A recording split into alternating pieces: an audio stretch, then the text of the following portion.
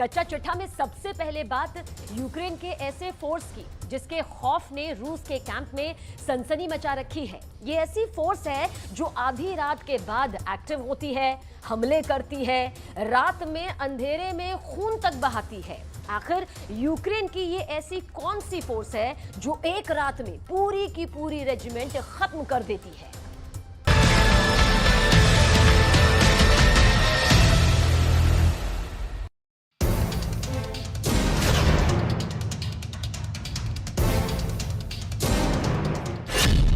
Video number 1, video number 2, video number 3, video number 4, video number 5, video number 6, video number 7, video number 8, video number 9, video number 10।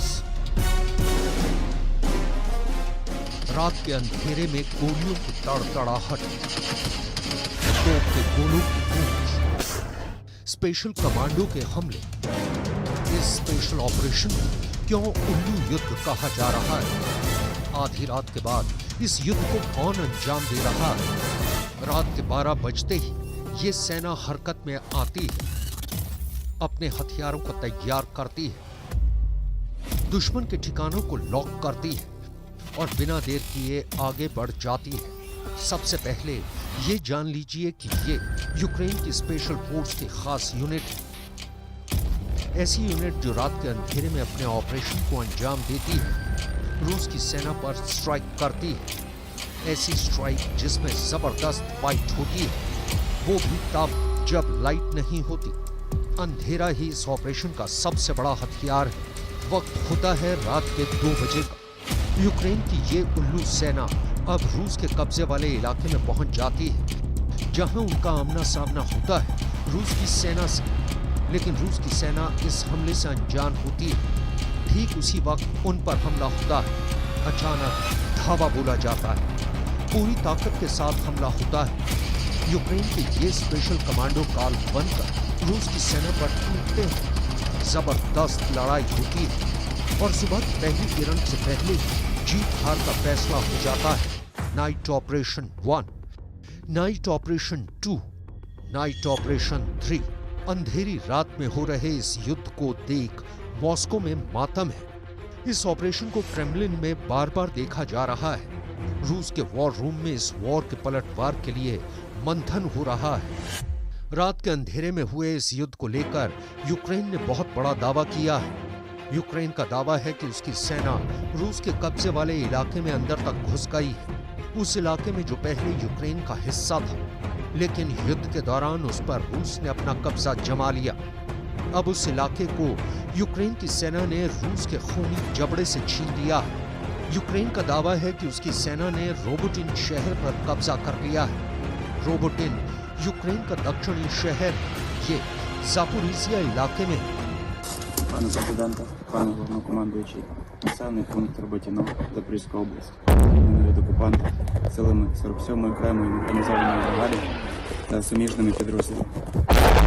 Тут блакитний прапор буде над кожним українським містом. Слава Україні! Героям слава! सुना आपने, Ukraine की सेना की ये special commando सीधे Ukraine के कमांडर इन चीफ को मैसेज दे रहा है। कमांडर इन चीफ मतलब यूक्रेन के प्रेसिडेंट से मुखातिब है। जेलेंस्की से बता रहा है कि रोबोटिन शहर को रूस से छीन लिया गया है। दावा किया जा रहा है कि जेलेंस्की इस नाइट ऑपरेशन से जुड़े रहते हैं। वो वॉर रूम में बैठकर पूरे ऑपरेशन को देखते हैं, एक एक हरकत पर नजर रखते हैं।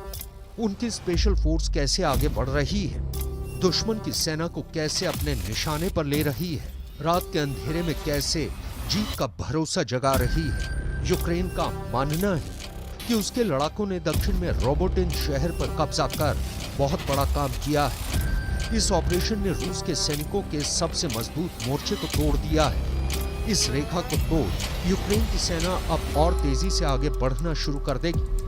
अपने कब्जे वाले इस इलाके में रूस की सेना ने बारूदी सुरंगें बिछा रखी।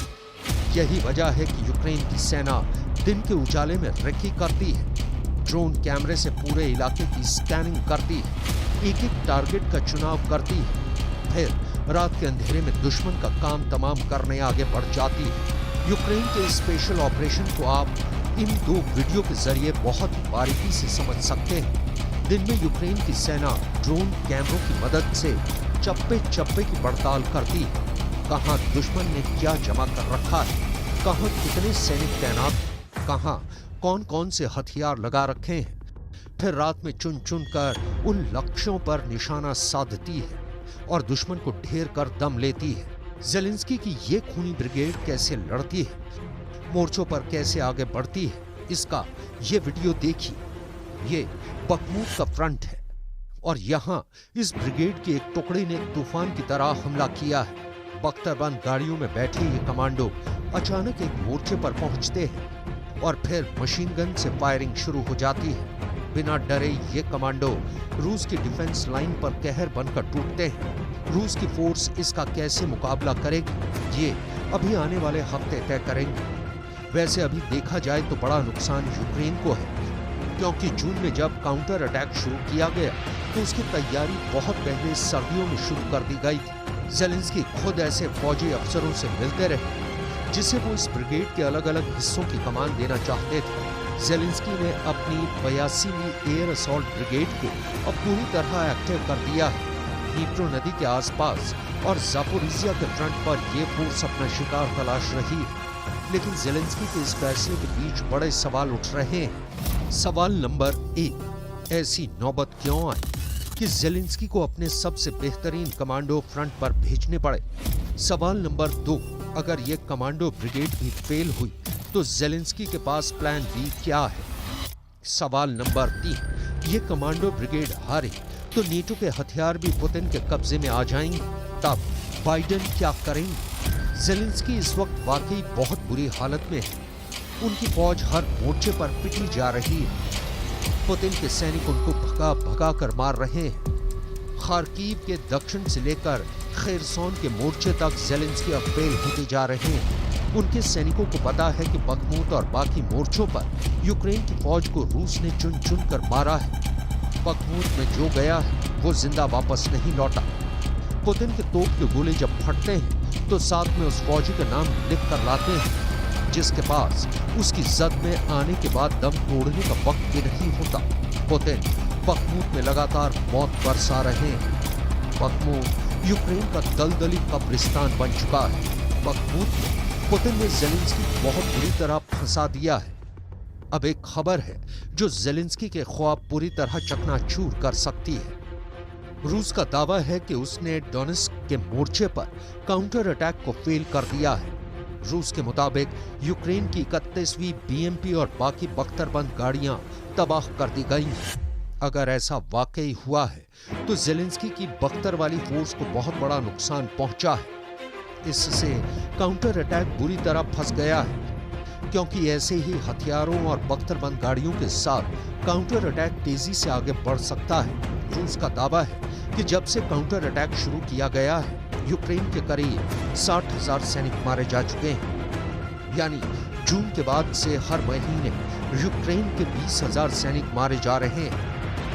इन 3 महीनों यानी जून से लेकर अगस्त तक यूक्रेन के 5,000 बड़े हथियार तबाह किए जा चुके हैं। इनमें टैंक भी हैं, बख्तरबंद गाड़ियां भी, इनमें तोप भी हैं और हेलीकॉप्टर के साथ एयर डिफेंस सिस्टम भी है। जाहिर है आप इसे 82वीं एयर असॉल्ट ब्रिगेड कहें या फिर ज़ेलेंस्की के सबसे खूंखार कमांडो, या फिर ज़ेलेंस्की के वो फिदायीन फोर्स तैयार करने के अलावा कोई रास्ता नहीं बचा है। पुतिन को सबक सिखाने का ख्वाब सिर्फ ज़ेलेंस्की का नहीं है। ज़ेलेंस्की की 82वीं एयर असॉल्ट ब्रिगेड अब मोर्चा दर मोर्चा आगे बढ़ना चाहती है और इनके टारगेट पर ज़ापोरिजिया की आगे का इलाका भी है। इनके टारगेट पर पुतिन और उनकी फौज, लेकिन इसका दूसरा नजरिया ये भी है कि एक तरह से बखमूत को बचाने में फेल साबित हुए ज़ेलेंस्की ने आखिरी कोशिश शुरू कर दी। वो बहुत से मोर्चे हार चुके हैं और अब युद्ध को रूस में ले जाते हुए उनकी ड्रोन फोर्स मॉस्को को भी टारगेट कर रही है। हालांकि कई हमलों के बाद इससे युद्ध पर रूस की पकड़ कमजोर नहीं हुई है। यूक्रेन युद्ध को शुरू हुए 1.5 साल हो चुके हैं। दूसरे साल में चल रहा युद्ध धीमा होने के बजाय और खतरनाक हो गया है और सबकी नजर अब उन इलाकों पर है जहां ज़ेलेंस्की अब भी डटे हुए हैं, क्योंकि पुतिन बखमूत और आसपास मिली कामयाबी के बाद कीव की तरफ कूच करना चाहते हैं ताकि डॉनबास पर दबाव कम किया जा सके और ज़ेलेंस्की के सामने सबसे बड़ी चुनौती खड़ी कर सके, यानी यूक्रेन का पावर सेंटर कैपिटल कीव इस वक्त पुतिन की नजरों में है। वहीं ज़ेलेंस्की की सेना अब दक्षिण की ओर आगे बढ़ने की कोशिश कर रही है। दावे के मुताबिक यूक्रेन की सेना ने अज़ोव सागर तक पहुंचने का लक्ष्य तय किया हुआ है। यूक्रेन की सेना चाहती है कि वो यूक्रेन के दक्षिणी इलाके से होते हुए अज़ोव सागर तक पहुंच सके, जो रूस और क्राइमिया को जोड़ता है। यानी अगर यूक्रेन की सेना रूस की इस जमीनी पकड़ को कमजोर कर देती है तो क्राइमिया पर हमला आसान हो जाएगा। इतने दिनों के युद्ध के बाद भी यूक्रेन के अंदर करीब 1000 किलोमीटर से भी लंबा वॉर फ्रंट खुला हुआ है, जहां दिन रात लड़ाई चल रही है।